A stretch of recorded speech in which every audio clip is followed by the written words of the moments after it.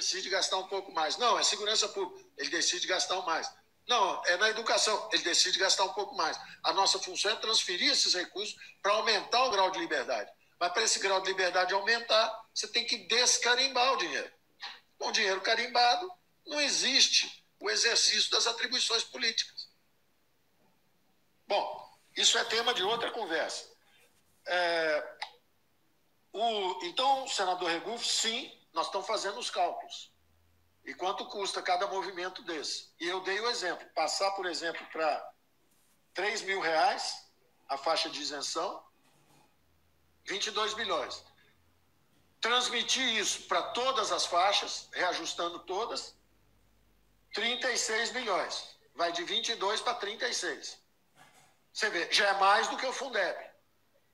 Então a classe política tem que decidir. Vamos dar o dinheiro para o Fundeb, vamos dar isenção, vai dar os dois? Vai aumentar imposto para dar os dois? Essa é a decisão que o Congresso tem que tomar. Nós vamos encaminhar, e nós vamos encaminhar os dados também.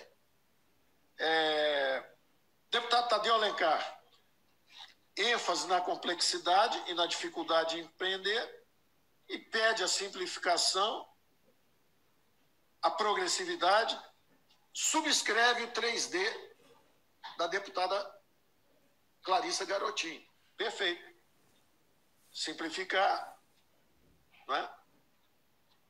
Redistribuir, distribuir e tornar mais progressivo.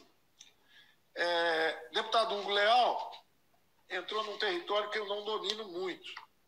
É o foco no constitucional, depois o infraconstitucional. Eu sempre me apoio na PGFN, tem uma equipe extraordinária.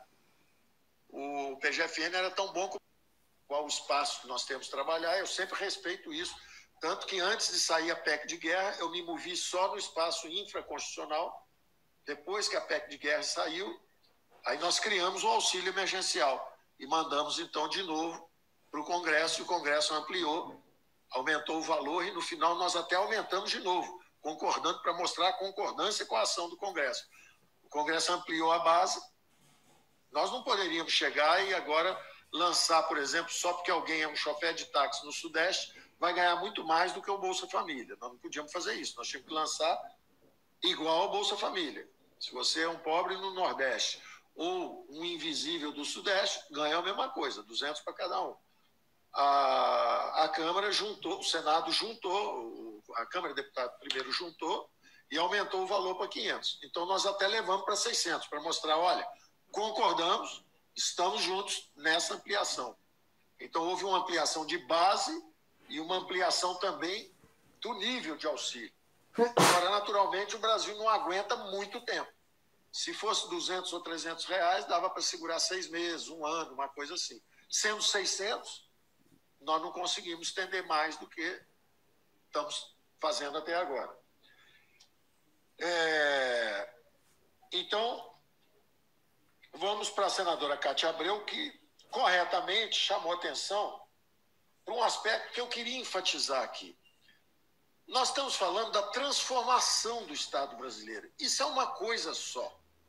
Então, o fato da gente trabalhar uma reforma tributária, depois uma reforma da Previdência, depois uma reforma administrativa, depois a reforma dos impostos, por exemplo, o imposto sobre carbono, tributar mais os ricos, como ela disse, porque os ricos consomem serviços, os pobres consomem os bens. E nós temos uma estrutura que é toda baseada, a maior ênfase é justamente nos impostos indiretos, impostos sobre bens. Então, isso é altamente regressivo.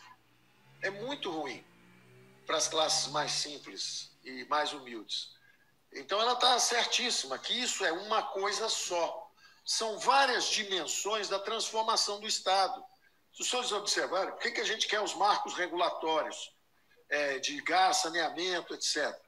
Porque o Estado brasileiro ficava fazendo chapa de aço na época que ele era proprietário da CSN, ele fazia minério quando ele era dono da Vale do Rio Doce. E quando ele soltou isso, foi muito melhor para o povo brasileiro. E foi justamente a Constituição de 88 que começou a falar, olha, vamos descentralizar os recursos, vamos mandar para estados e municípios.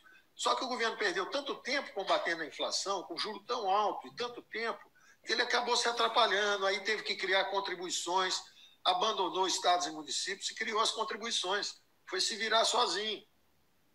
E os estados e municípios foram perdendo receita. Então, nós estamos redesenhando o Estado brasileiro.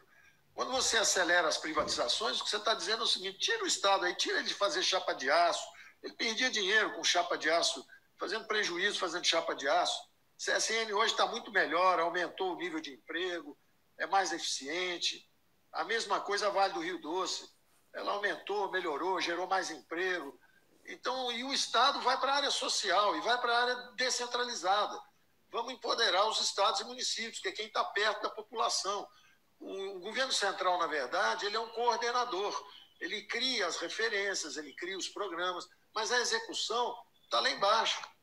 Não adianta o dinheiro ficar aqui em Brasília se você cuidar da segurança pública. A segurança pública está lá na prefeitura. É onde vive o povo. Então tem que mandar ambulância, tem que mandar carro para a polícia, tem que mandar recursos.